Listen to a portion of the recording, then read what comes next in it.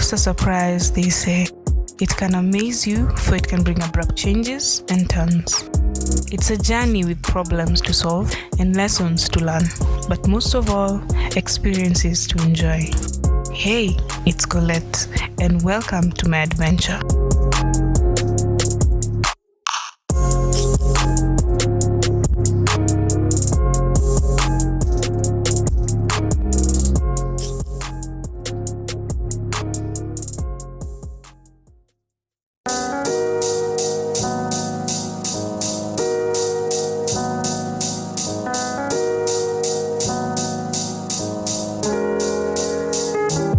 Hey fam, welcome back. It's your sis Colette, this crazy girl trying to navigate this crazy life with many adventures as possible. Thanks so much for the continued support I've been getting over the previous episodes. I received the love and I wanted to say thank you. Today, it's finding your passion for me. So, as I told you, I am a psychology enthusiast. See, my passion and purpose in life is to be a psychologist. Before I reached at this point that I decided to choose psychology as my career path, it wasn't easy. It took a lot of effort, took a lot of failures, took a lot of confusions before this success. I can imagine growing up in an African household, being more specific, a Kenyan household. African parents always wanted us to pick the quote-unquote paying jobs. I'm sure you remember those. Be an engineer or be a doctor or be an architect. Those were considered the paying jobs in quotes.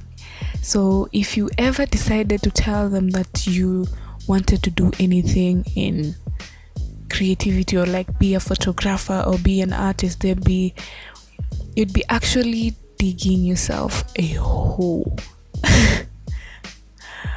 I don't know if any of you has ever experienced this, but some parents would even go to the extent of even forcing their child to do a course they'd not want to do. So for me, I was fortunate enough to be given such understanding parents who allowed me to grow into myself and choose the career I'd want and choose my own career path. I can imagine when you're a child, you always dreamt of everything possible. The sky was the limit.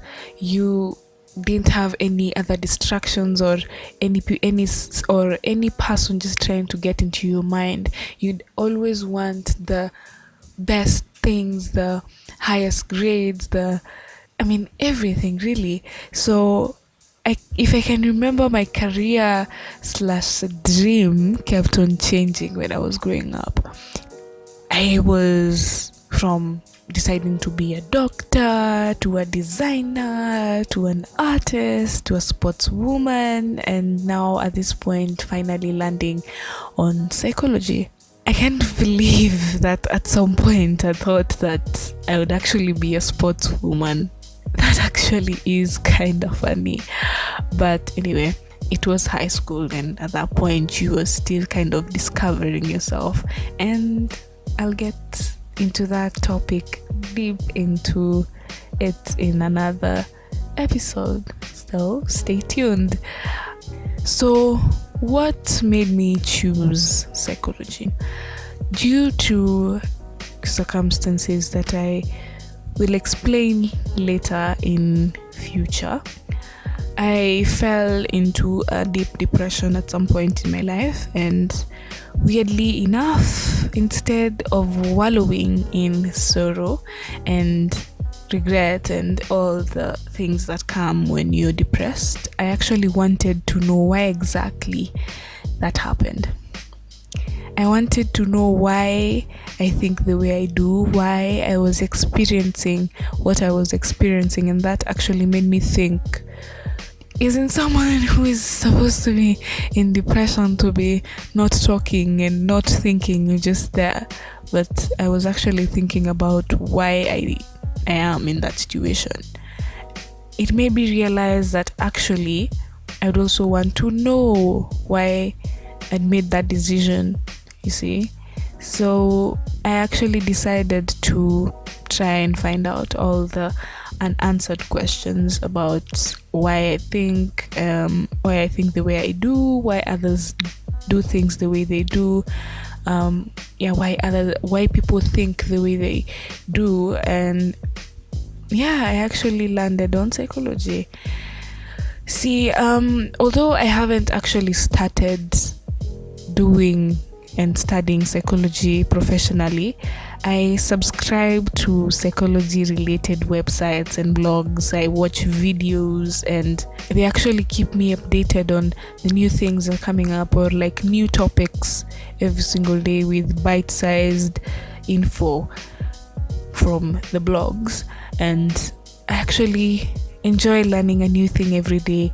So for example, if I'm learning about self-esteem, that will be the topic of the day about psychology. So it's always, I feel like it's a passion. It's a very important passion in my life. I feel at this point I even think it's my calling, because I'd always want to help people understand themselves. I would always want to be a person that I give advice, and I always want to help people understand themselves really, and help them kind of be themselves, and rather than having those mental issues that we're actually experiencing over the years. And it's actually increased over the years because of many young people not knowing how to express themselves and how to understand why they are who they are. And there's so much going on in this world at the moment that sometimes you even struggle to kind of direct your attention, because there's so many suicides, there's people losing their jobs, there's so many negative things that you always try and find the positivity that is there, or the laughter that is there, or the exactly, like every single thing in this situation, you have to kind of try and maneuver and try and find out where is my positivity coming from, where is my motivation, you see. So with psychology being developing science, it's not something that has been written down in all the books around, because us as psychologists, we keep on improving the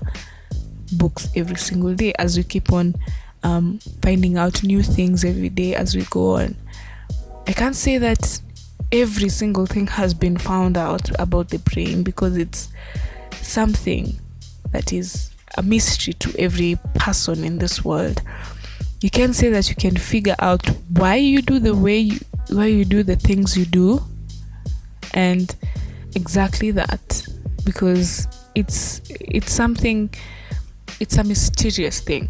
That's why I'm actually very intrigued by it, because it's actually growing. It's not something that happened overnight, you see, because it's growing as I'm growing, or as you're growing.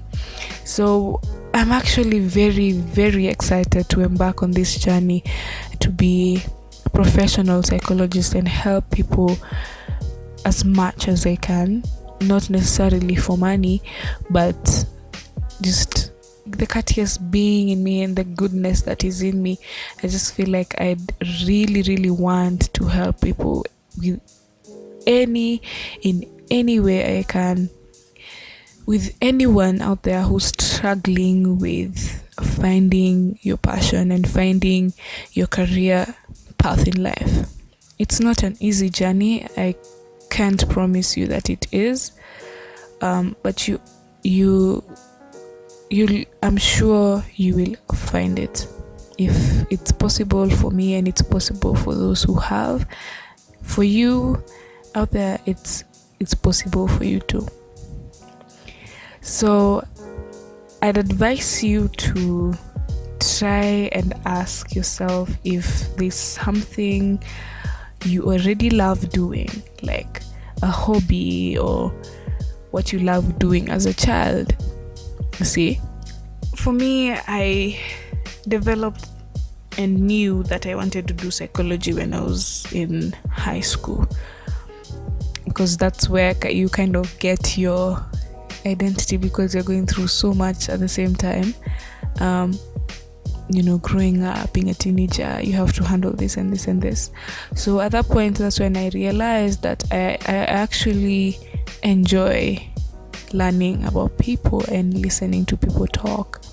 So yeah, I landed on psychology. It wasn't a hobby, but it was just something that I loved doing. So another thing I'd advise you to do is find out what you spend hours reading about. Like for me, I always found myself navigating towards the psychology pages. Like there would be my recommended pages, there would be my recommended videos, some of my friends sent me bite-sized links. I always buy psychology books, so I always find myself kind of navigating towards that topic or that area in life.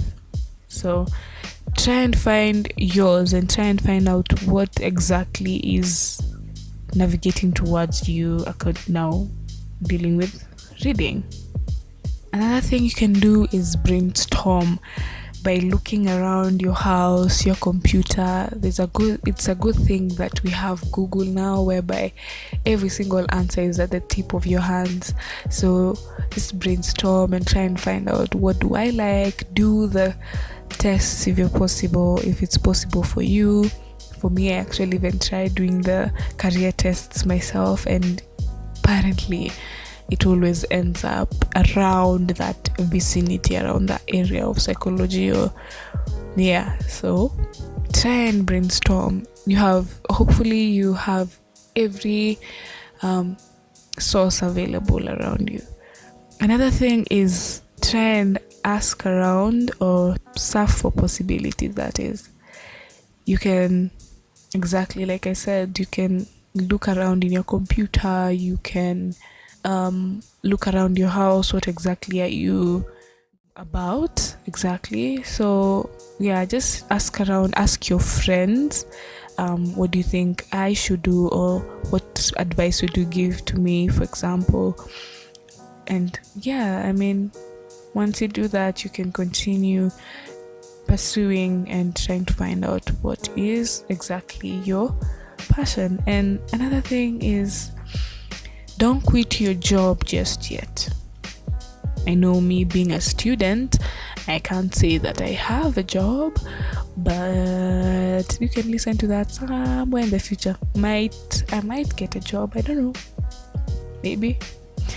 But you see, with people who have found their calling and they decide to leave their 9-to-5 jobs, they tend to actually struggle financially for a bit, because they kind of decided to quit their job early before they actually have decided a plan and have found a bearing on how they're going to manage the newfound calling. Because it is your calling, you have to pursue it, but you also have to be careful on you have to also take care of yourself. That's what I mean. You have to also take care of yourself. So just be careful on when you quit your 9-to-5, because I feel like you would struggle financially, and that's not a good place to be when you're struggling financially, because apparently everything in this world is money. The only thing we don't spend money on is actually our air, and that's when you're not sick. So what advice I'd actually give you is to just try and give it a try. If you'd want to be, for example, an artist, just try and maybe sell your art and see if you'd get customers, and if any suggestions would be provided for you. If that's possible, then well and good. That's actually very positive from your customers. And remember to do as much research as possible, because I'm telling you, the content that is out here is very large. And I don't mean only in psychology, and I actually mean everywhere. Be it photography, be it art, be it designing. There's so much content that you have to actually research on and find out, where are my customers, where can I do my services or sell my products, for instance. So you actually have to do a lot of research on the same and kind of try and maneuver through the process. Another thing I'd say is to actually practice and practice and practice some more.